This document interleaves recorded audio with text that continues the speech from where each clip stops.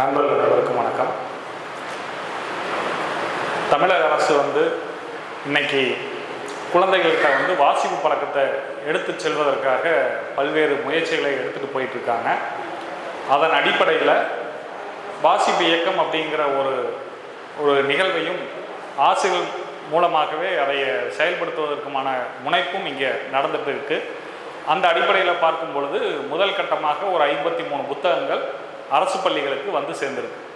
அந்த புத்தகங்கள் அனைத்துமே வாசிப்பதற்கு எளிதாக ஒரு 16 பக்கங்களுக்கு உள்ளாக இருக்குமாறு அந்த புத்தகங்கள் வடிவமைக்கப்பட்டு அதன் அடிப்படையில் அந்த கதைகளை எழுதியது கூட இயல்பாக யார் வாசிப்பார்களோ அவர்கள் மூலமாகவே அந்த புத்தகங்களையும் உருவாக்குவது என்கிற பணியை எடுத்து செஞ்சு 53 புத்தகங்கள் வந்திருக்குது.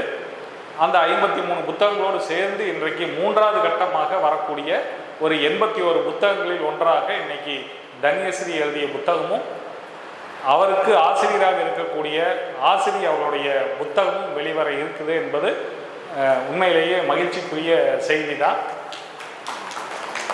நேற்று ஆசிரியர் அவர்களுடன் பேசிய போது தெரிஞ்சிட்டேன், வெகு சாதாரணமாக இந்த வாசிப்பு இயக்க நிகழ்வுக்காக கிட்டத்தட்ட 10,000 கதைகள் சேர்ந்திருப்பதாக டீச்சர் சொன்னாங்க.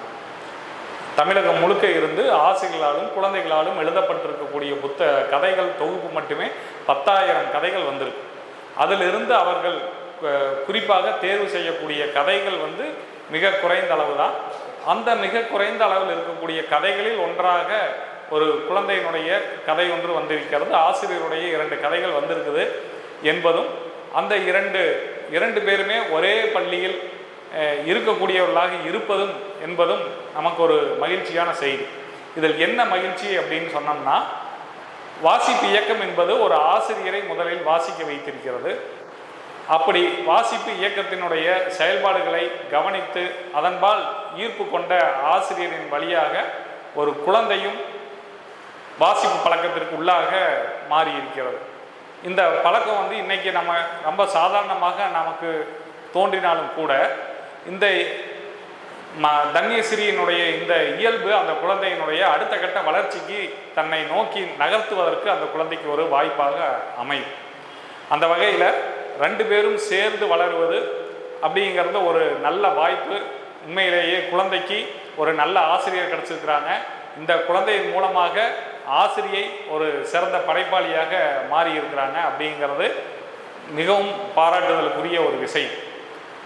இப்போ ஏன் இது அப்படி ஒரு தேவைக்குள்ளானதா என்று பார்த்தோம்னா, இன்னைக்கு இருக்கக்கூடிய குழந்தைகளை நம்ம ஆல்ஃபா குழந்தைகள்ங்கிற மாதிரி அறிவியல் கருத்துகளாக சொல்லிட்டு இருக்கிறாங்க. அப்படி ஆல்ஃபா குழந்தைகள் என்று அழைக்கக்கூடியவர்கள் எல்லாருமே ஒரு மொழியை ஒரு விரும்பக்கூடிய தளத்திலிருந்து நகர்ந்து போயிட்டாங்க.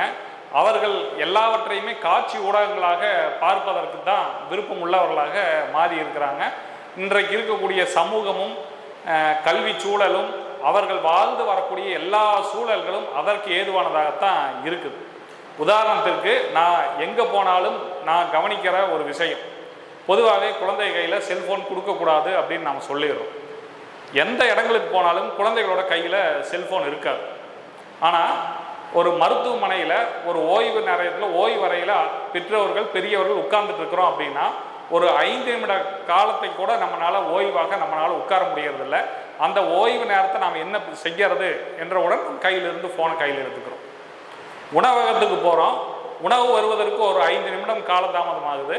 அந்த 5 நிமிட காலதாமத்தை நாம் எப்படி நம்மளுடைய நேரத்தை கழிக்கிறது என்றவுடன் பெரியவர்கள் கையில் ஃபோன் எடுத்துக்கிறோம். ஒரு பேக்கரிக்கு போகிறோம், ஒரு டீ வர்றதுக்கு ஒரு 5 நிமிடம் காலதாமதமாகுது.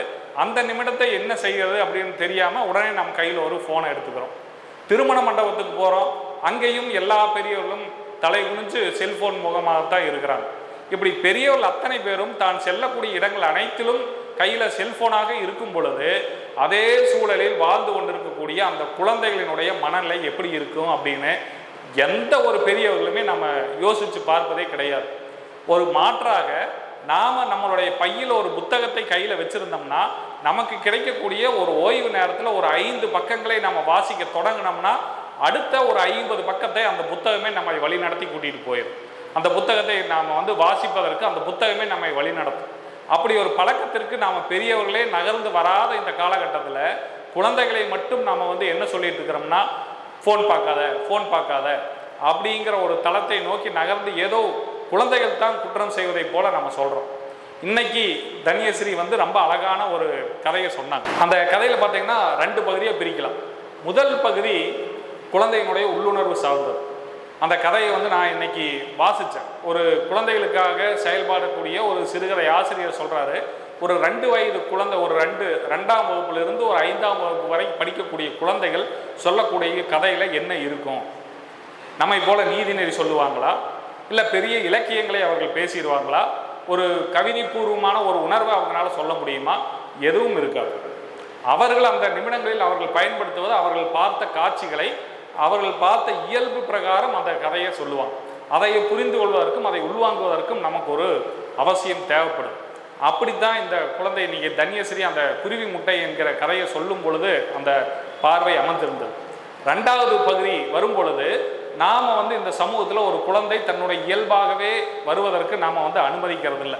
அந்த குழந்தை, நாம் பெரியவர்கள் நாம் தவறு செய்கிறோம், ஆனால் அந்த தவறுகளை வந்து அதை தவறுன்னு சுட்டி காமிக்கிறதுக்கு ஒரு குழந்தையை தான் பயன்படுத்தும். மரம் வெட்டாத அப்படிங்கிற ஒரு கருத்தை குழந்தையின் வழியாக சொல்வதற்கு நாம் வந்து அந்த குழந்தையை வந்து வழி நடத்துகிறோம். உண்மையிலேயே மரம் வெட்டுறது யார், குப்பை ஓடுறது யார், இந்த சமூகத்தை சீர்கெடுக்கிறது யார், எல்லாமே பெரியவங்க தான். ஆனால் அதை ஒரு குழந்தையின் வழியாக சொல்வதற்கு அந்த குழந்தையை வந்து நாம் அழுத்தம் கொடுக்குறோம். அந்த அழுத்தங்களை தவிர்த்து விட்டு குழந்தையினுடைய இயல்பு பிரகாரமே அந்த குழந்தையை வாழ்வதற்கும் வளர்வதற்கும் கற்றுக்கொள்வதற்கும் பேசுவதற்குமான வாய்ப்புகளை நம்ம வந்து உருவாக்கி கொடுக்கணும். அப்படிங்கிறது மிக முக்கியமான விஷயம். அந்த அடிப்படையில் தான் இந்த மாதிரியான இலக்கிய நிகழ்வுகள் எல்லாம் பெரியவர்களுக்கும் குழந்தைகளுக்குமான ஒரு நல்ல வாய்ப்பாக அமையும். இங்கே வந்து நாம் யாருக்கும் எந்த ஒரு நீதியை சொல்வதற்காக நம்ம இந்த நிகழ்வை நடத்துவதல்ல. நாம் இந்த மாதிரியான நிகழ்வுகளில் நாம் செய்யக்கூடியது என்னென்னா, நாம் இந்த சமூகத்திலிருந்து கற்றுக்கொண்டது என்ன, இந்த சமூகத்தை நாம் என்னவாக பார்க்கிறோம், ஒரு கதையை படித்தாலும் ஒரு கவிதையை படித்தாலும் அதை நாம் என்னவாக பார்க்கிறோம் என்கிற நம்மளுடைய பார்வையை மட்டும்தான் முன் வச்சு பேசுகிறோம்.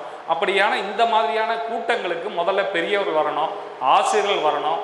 இவர்களையோடு சேர்ந்து குழந்தைகளும் வரும் பொழுது இந்த சமூகம் நல்ல நிலைமைக்கு வரும். அப்படியான முதல் எடையை வந்து தன்யஸ்ரீ இன்னைக்கு எடுத்து வச்சிருக்கிறாங்க.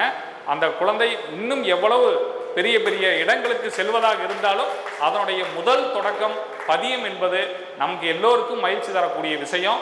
அந்த பதியத்தின் சார்பாக தன்யஸ்ரீக்கும் அந்த தன்யஸ்ரீயினுடைய நல் வாய்ப்பிற்காக பாடுபட்டு கொண்டிருக்கக்கூடிய ஆசிரியருக்கும் பெற்றோர்களுக்கும் எங்களுடைய நன்றியை தெரிவித்துக் கொள்கிறோம். இப்படித்தான் நாம் வந்து நான் எங்களோட பள்ளியிலே கூட நான் கவனிச்சிருக்கிறேன். குழந்தைகள் வந்து இன்னைக்கு ஒரு 8ஆம் வகுப்பு படிக்கக்கூடிய ஒரு மாணவன், அந்த மாணவன் வந்து வகுப்பறையிலேயே உட்கார மாட்டான். ஏதாவது ஒரு குறும்பு பண்ணிட்டு வகுப்பறையிலிருந்து தாண்டி செல்வதற்கு தான் விருப்பம் உள்ள மாணவனாக அவன் இருப்பான். ஒரு முறை அவனுக்கு விருப்பமான ஒரு செயலை நாம் சொன்னோம். இந்த ஒரு காட்சியை சொல்லி இது சார்ந்து உன்னுடைய பார்வை என்ன அப்படிங்கிறதை முன் வச்சு அந்த கேட்ட பொழுது அந்த தம்பி எழுத்துப்பிழையோடு தான் எழுதியிருந்தான். ஆனால் எழுத்துப்பிழைகளோடு எழுதியிருந்தாலும் தன்னுடைய சுயமான ஒரு பார்வையை அவன் வந்து முன் வச்சு அந்த கதையை எழுதியிருந்தான். அதை அவனுக்கு பாராட்டி அவனுக்கு 2 வார்த்தைகள் சொன்ன உடனே அவனுக்கு அதன் மீதான ஒரு விருப்பம் உருவாகி அடுத்த நாள்ல இருந்து அவன் எழுதக்கூடிய எல்லாவற்றையும் கொண்டு வந்து ஆசிரியர்கிட்ட, சார் நான் இதை எழுதிட்டேங்க சார், இதை நான் செஞ்சுட்டேங்க சார் அப்படிங்கிற ஒரு காமிக்கக்கூடிய இடத்திற்கு அவன் நகர்ந்து வர்றான். ஒரு குழந்தையை ஒரு பள்ளிக்கூடத்துக்குள்ளே வரும் பொழுது ஒரு ஆசிரியருடைய பார்வையில் தான் பெற்றோர்கள் நம்பிக்கையோடு விட்டுட்டு போகிறாங்க. அந்த ஆசிரியர்கள் அந்த குழந்தையை அவர்களுடைய என்ன கற்றிருக்கிறார்களோ தன்னுடைய பார்வை என்னவோ அந்த பார்வையினுடைய தளத்திலிருந்து தான் அந்த குழந்தைகளை வந்து அணுகுபவர்களாக பெற்றோர்கள் ஆசிரியர்கள் இருக்கிறாங்க. ஆசிரியர்கள் தங்களை இன்னும் கொஞ்சம் மேம்படுத்தி கொள்வதற்கு முயற்சிகள் எடுக்கணும். தங்களில் வாசிப்பு பழக்கத்திற்குள்ள நம்மை வந்து கொண்டு வந்துக்கணும்.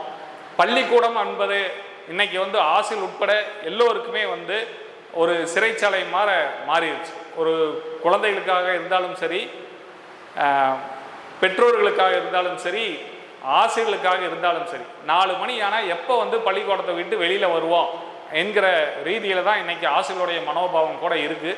ஏன்னா அந்த அளவிற்கான ஒரு அழுத்தப்பட்ட ஒரு சூழல் தான் வகுப்பறைக்குள்ளே நிலவுது. இப்போ இந்த அழுத்தமான ஒரு சூழலுக்குள்ளே இருந்து குழந்தையினுடைய எல்லா நிலைகள்லையும் அவனுடைய மதிப்பெண் சார்ந்தும் அவன் பெற்றிருக்கக்கூடிய அறிவு சார்ந்து மட்டுமே தான் அந்த குழந்தையை எல்லோருமே அணுகிறமே தவிர, குழந்தை உள்ளுணர்வாக எதையை கற்றுக்கொள்கிறது, குழந்தை தான் விரும்பக்கூடிய பாதையில் செல்வதற்கு அதற்கு கொஞ்ச நேரமாவது வகுப்பறையில் வாய்ப்பு இருக்குதா அப்படின்னா எந்த பள்ளிகளிலும் அப்படியான வாய்ப்புகள் இருப்பதற்கான சூழலே இல்லை அப்படிங்கிறது ஒரு யதார்த்தம். அரசு பள்ளிகள் நல்ல பள்ளின்னு தான் சொல்கிறேன். நானும் ஒரு அரசு பள்ளியிலிருந்து ஆசிரியராக இருக்கிறேன். ஆனால் இன்னைக்கு தனியார் பள்ளிகளை பார்த்து பார்த்து அரசு பள்ளிகளையும் அதை நோக்கி நகர்த்தக்கூடியவர்களாகத்தான் இருக்கிறோம். அப்படி அரசு பள்ளியை தனியார் பள்ளிகளை நோக்கி நகர்த்தவில்லை அப்படின்னா குழந்தைகள் அரசு பள்ளிக்கு வருவதை கூட தவிர்க்கக்கூடிய சூழல் நிலவு. அப்போ இது எல்லாமே சேர்ந்து யாரை காயப்படுத்துது, யாருனுடைய வளர்ச்சியை தடுக்குது அப்படின்னா நாம் எல்லோரும் சேர்ந்து யாருக்காக பாடுபடுறோமோ அந்த குழந்தையினுடைய வளர்ச்சியை தான் தடுப்பதாக இந்த செயல்கள் எல்லாம் அமைஞ்சிருக்கு. ஆனால் இப்போ இதிலிருந்து நம்ம மாற்றாக நம்ம வெளியே வரணும்னா முன்பு சொல்லதை போல ஆசிரியருடைய கையில் தான் இருக்குது. ஆசிரியர்கள் தங்களை எவ்வளவு தூரம் வளர்த்து கொள்கிறார்களோ அதற்கு ஏற்ப இந்த குழந்தைகளுடைய வளர்ச்சியும் அமையும். அந்த வகையில் எல்லோருமே வாசிக்கணும், குறிப்பாக ஆசிரியர்களும் வாசிக்கணும் என்பதை கேட்டுக்கொண்டு நிறைவு செய்கிறேன். நன்றி, வணக்கம்.